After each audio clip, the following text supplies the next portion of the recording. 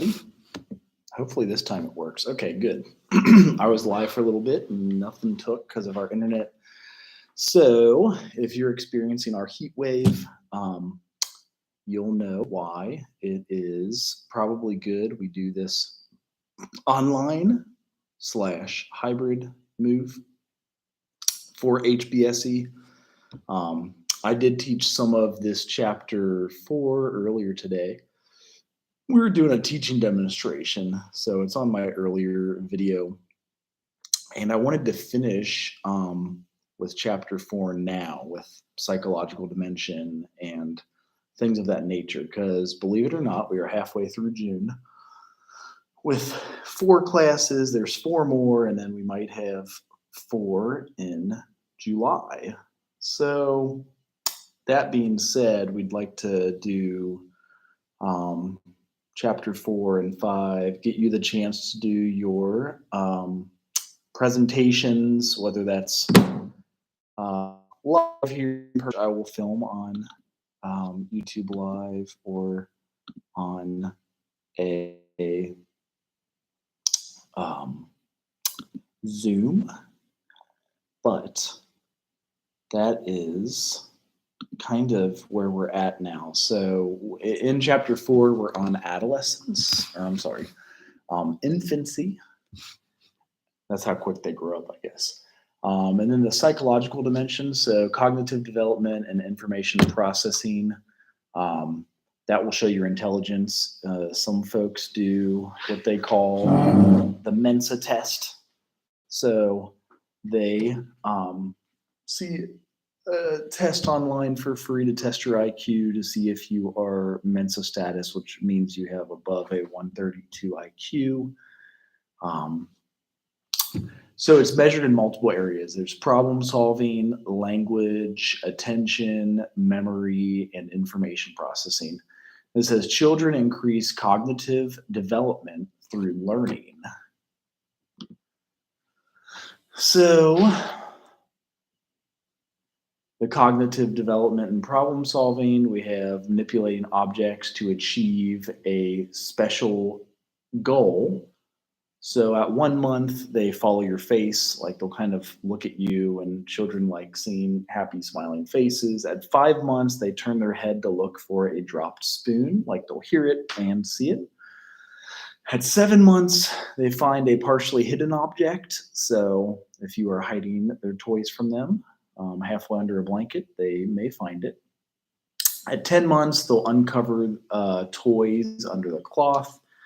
At 12 to 18 months, they do not understand invisible displacements. So that's when you can do peekaboo. I'm sure there's plenty of examples of this one. So I'm going to go ahead and capture one for us while we have the chance. But that's why peekaboo is so funny to a lot of students when they're newborns. Let's see here. Oh yeah, log in. So D2L, we should have the stuff for Genogram and Ecomap, and then next we'll go over towards the presentation of a major mental health disorder. So getting you guys caught up on some of those. Let's get some of these closed so it's not as cluttered. And here is the peekaboo videos. And the 9 stages of human development. So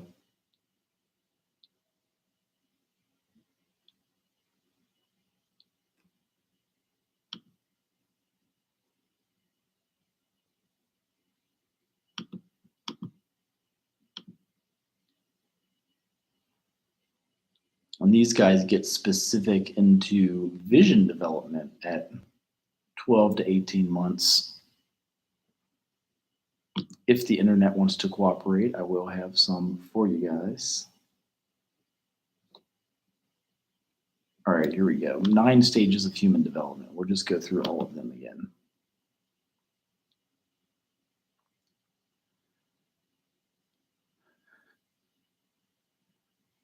So there is a joke one, you don't go anywhere when we play peekaboo, and that's some of the stuff that you'll see. Babies are born with a set of reflexes critical for survival in the outside world. Some of these reflexes are so obvious you might not think to look for them, such as the breathing reflex or the eye. By touching 4-week-old Lily's cheek, she'll turn her head and open her mouth in preparation for nursing.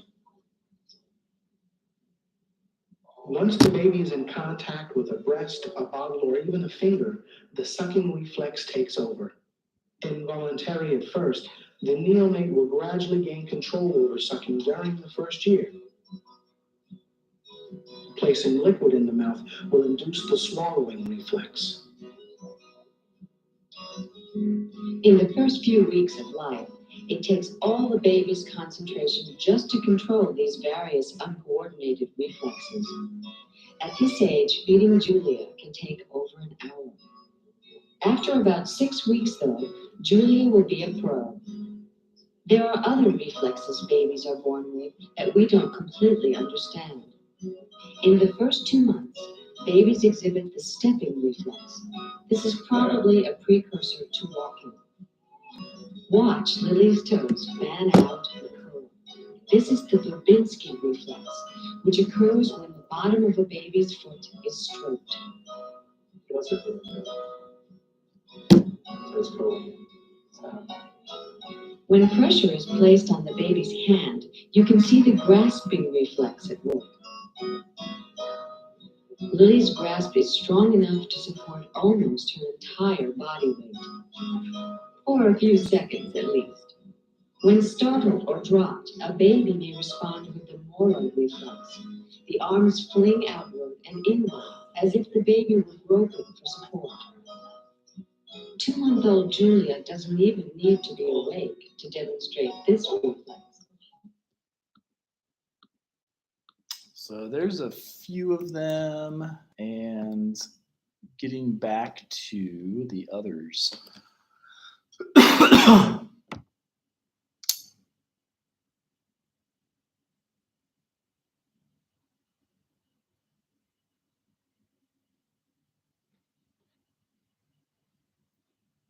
With the object permanence, you see quite a bit of things that they'll do. I'm sure all of you have played peekaboo with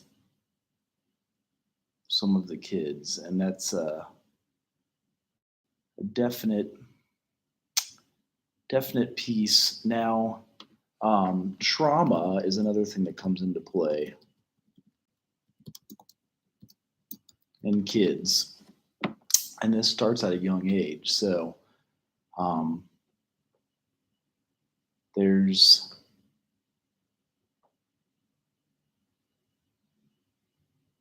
a video I'd like you to watch. I'm pretty sure they would censor it here, by Dr. Nadine Burke, and that's on Tri-State Trauma Network, and she kind of details trauma very well. There's also a few other trauma ones that I wanted to get into that were helpful for me when I was a social work student, and they show them on this toxic stress video about the, see if it works for you.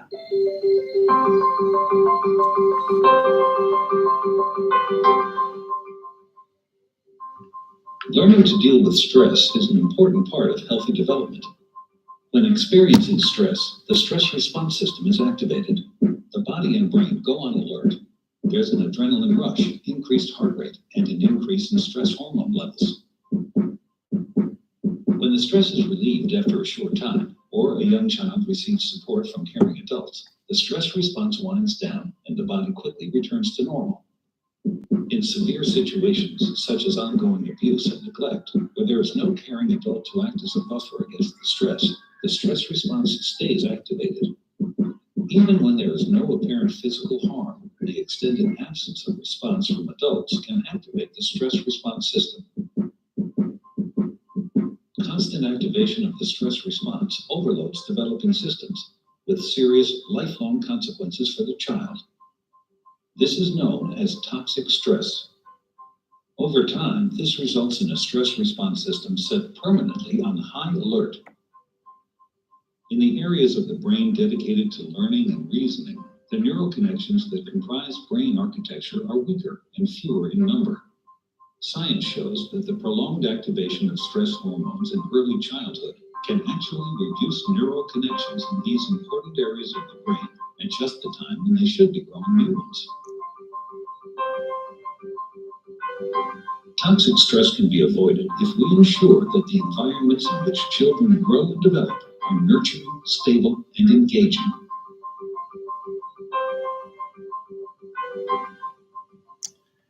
So there's also this one I wanted to show you guys. Some research out of Harvard.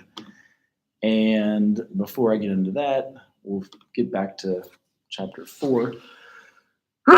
Excuse me. I think we also have a breathing alert for pollen and whatnot. So at 2 years, the baby has full object permanence. So they can hold an image, person in their mind and know where the cookies are kept. So it is funny to do that with a youngster. Excuse me. Definitely high pollen count. So how does cognitive learning occur? The theorist we have here, and you can use him for your video on a mental health disorder. We've got Piaget, and it's sensory motor stage from birth to 2 years. And through circular reactions, the kids develop random reflexes and intentional goal-directed behavior. And how long do we assess this learning? So how babies process information. They observe how long an infant will look at or fixate on something interesting and not to be distracted. There's habituation, so they become uninterested in a stimulus and respond less to it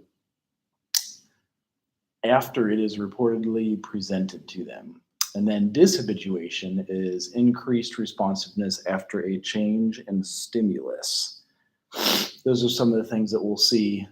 Babies pay more attention to stimuli that haven't been seen before, things they have control over and events they didn't expect to happen. The implications are those who habituate faster may be brighter at age 12. 6 to 7 month old infants can display categorization, perhaps have an innate sense of how the world works. So some of the cognitive development language milestones, we've got representation of thoughts and ideas using culturally agreed upon arbitrary signals for the exchange of ideas. So expressive is what they say. Receptive is the ability to understand, assessed through response to a request. Ability to learn is innate, but environmental exposure is essential. Interventions for low socioeconomic status kids involve videos and reading. And then how should we communicate with babies? And that's some of the stuff that we'll get into here after the video, but starting with birth, crying. So here's the video about trauma. Everyone in a community has a vested interest in everyone else's children, because everyone else's children determine the next adult population that makes for a successful society. Built into our biology is the need to have responsive interactions with adults. Neglect for children is when they don't get what the brain is expecting to get, what the child is expecting to get, what we are biologically prepared and waiting for, which is input from those around us. It's this back and forth serve and return interaction that literally shapes the architecture of the brain. Serve and return begins when a child looks at something or observes something, makes an utterance, and that represents the serve. And the return is when the parent notices the child doing these things and responds to the child. Under conditions where serve and return is broken, you literally are pulling away what is the essential ingredient of the development of human brain architecture. It was a really compelling series of experiments where they started by videotaping the mother and the baby engaging and cooing and smiling. And then they asked the mother to basically put on a blank face and not respond.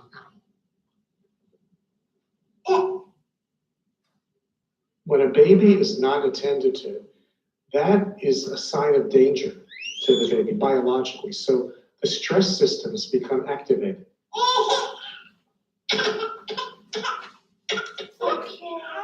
And a brain that is constantly bathed in stress hormones, not as up and down that comes with normal development. Certain key synapses, the connections between nerves fail to form, and critical regions of the brain. So neglect both fails to provide the stimulation that's needed to develop the basic architecture, and when it's at a certain level, is one of the most potent activators of the stress biology of the young child. So you get a double whammy. Science points to 4 categories of the spectrum of neglect. The first category would be what's called occasional inattention, where children experience responsiveness most of the time, but occasionally adults don't respond. There's no harm in that, and in fact, there's probably some benefit. A child can learn to self-soothe and explore the environment, and all of those opportunities build brain architecture. The second category, scientists would call chronic understimulation, is where on a regular basis, children have less interaction with the adults around them than is needed for healthy development.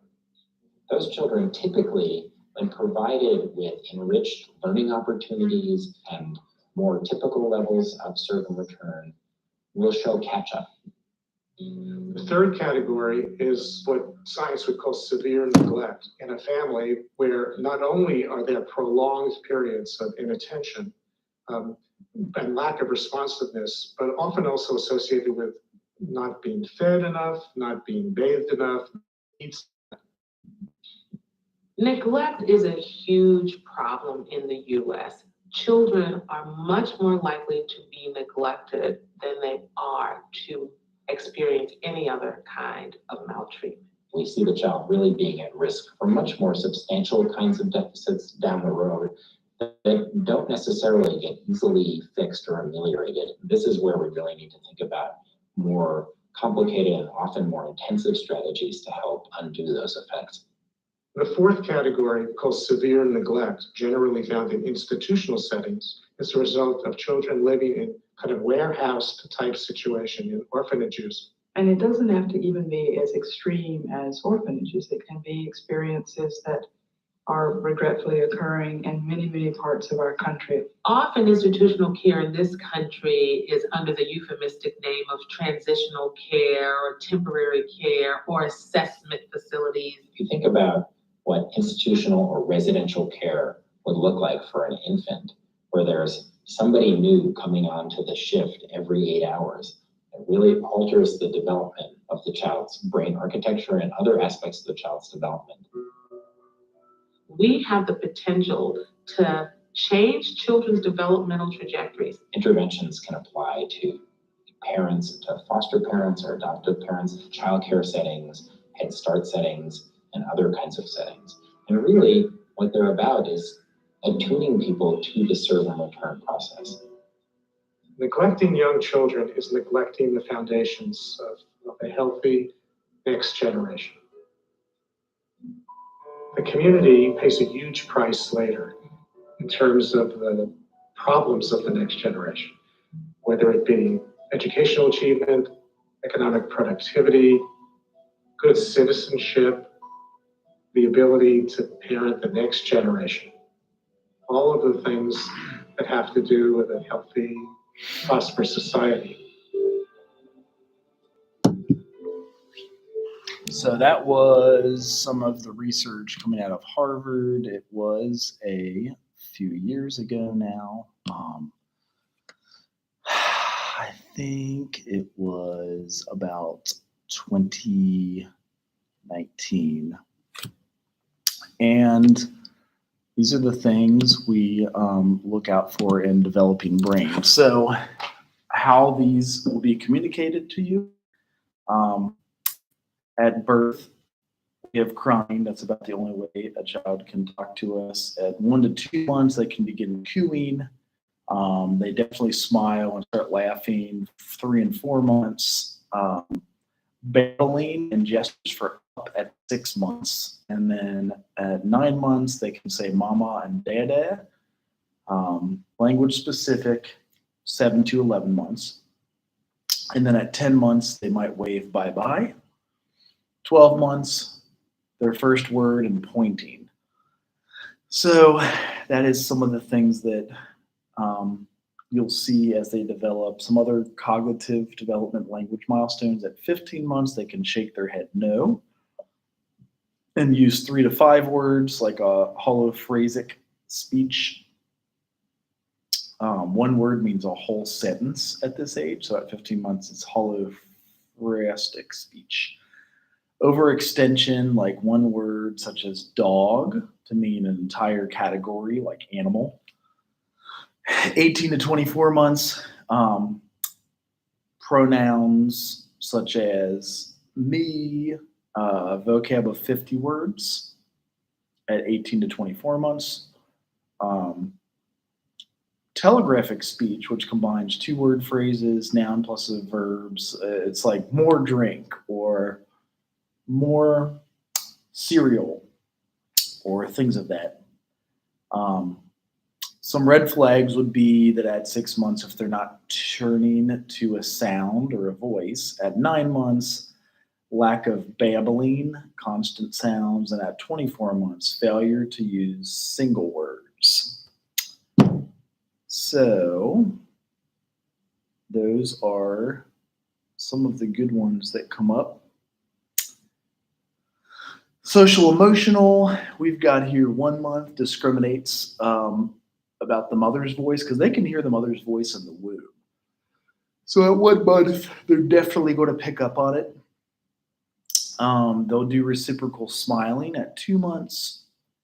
4 months, stops crying at parents' voice, spontaneous smiles. 6 months, stranger anxiety or a fear emotion. 8 months, gaze monitoring, social referencing for emotional information. At 9 months, there's separation anxiety or orients to name. At 12 months, they look to strangers for cues. And then 15 months, empathy and hugs.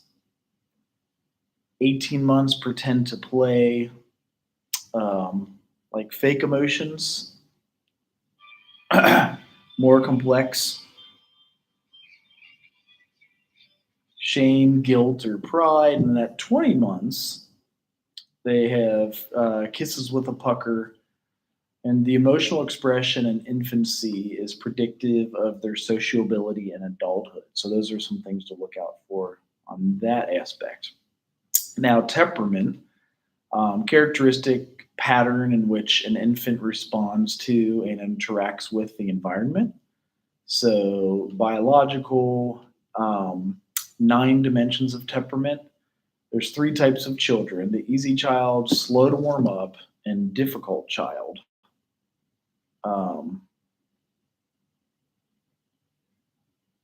Also, behavioral inhibition or implications for adult functioning. And it's important to have the right match for the environment for each temperament, such as the goodness of fit.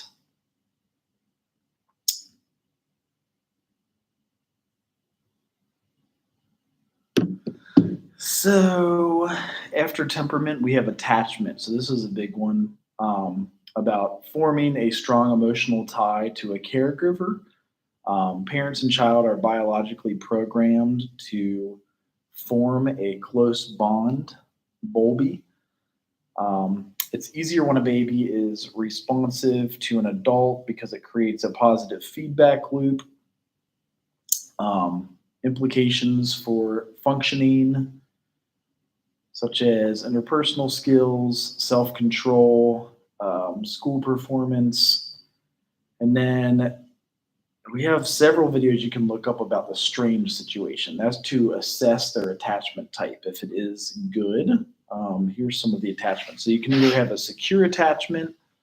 They use the mother as a secure base when played. They have a insecure or avoidant. They do not use mother as a secure base and they're indifferent. They could also have insecure anxious, which is clingy and reluctant to explore or angry at the mother. There's also self-awareness, sense of self as an object by about 18 months. Active, they have an active sense of self by birth. And then the task to develop a sense of self as separate from others is what most of them are working on. Also, Mailer's process of separation individuation, it talks about in the book, and the implications for personality assessment and practice is definitely a big one there, how we work with them as a social worker and how we do our different assessments, evaluations, and interventions. So self-regulation is one we'd already touched on, but we teach this to our kids, and you can teach it to even if you have like nieces and nephews, how to self-regulate. That's kind of a big deal. So at what age can a baby obey when not in the presence of others? And that's a question addressed in the book. What role does the process of self-referencing play in self-regulation behavior? And what are the responses from other influences? The responses from others influences their moral development, but the implications can be to avoid certain responses. So like if you're telling them that they are doing something bad, they start learning that. Or if you show them even better yet, something good to do rather than always telling them no or something is bad. Also, psychological stress and hazards are starting with attachment problems. So if they have a failure to form a secure attachment, that one comes up with mom, especially if there is a loss of a caregiver. That is one. There's also the failure to thrive. So if the children's weight is below 5% for their age, that's a big one. So sometimes you have to take them to Children's Hospital for like a eating evaluation, feeding evaluation. We actually had to do that with my daughter. Sometimes it's organic, like an underlying medical condition. A lot of times it's not organic. So it's like a psychological condition such as emotional deprivation or difficult family situations. So those are the psych strengths and hazards. Here's the social strengths and hazards. So like circular influences in the family. So marital interactions between the parents can show a baby's response, and then family stress, which also causes marital reactions, which also does the parents in a different way, and then family stress. And so things to be considered there. And the last slide for chapter 4 is on the social strengths and hazards. One being father involvement. They all need social support, so sometimes that might even help if you have maternal grandmother and others get involved that way. So like learning, playing with the baby, also adoption and birth parents. So sometimes you have open adoptions, sometimes you have closed adoptions, and those are things to consider for the kids. Daycare, infant abuse, if that is going on in the daycare. Often they are sanctioned and even shut down. And then appropriate environment. So being able to read what the baby needs. Example, playing at appropriate times, and then also eating at appropriate times, things of that nature. One practice tool is called the home observation for measurement of the environment. Home inventory. So that's one thing we use as social workers to make sure everything's developing appropriately. So that is chapter 4. You might start getting some ideas for your presentation and things that we'll do for the presentation on a major mental health disorder or poverty or food deserts, whichever one you choose. And we'll get into chapter 5 more on Thursday, actually. So moving right along, as I said, halfway done with June, all the way done with May. So all we have left is half of July and then the second half of June. So we're definitely halfway through, right on time for a lot of this. And see you guys Thursday.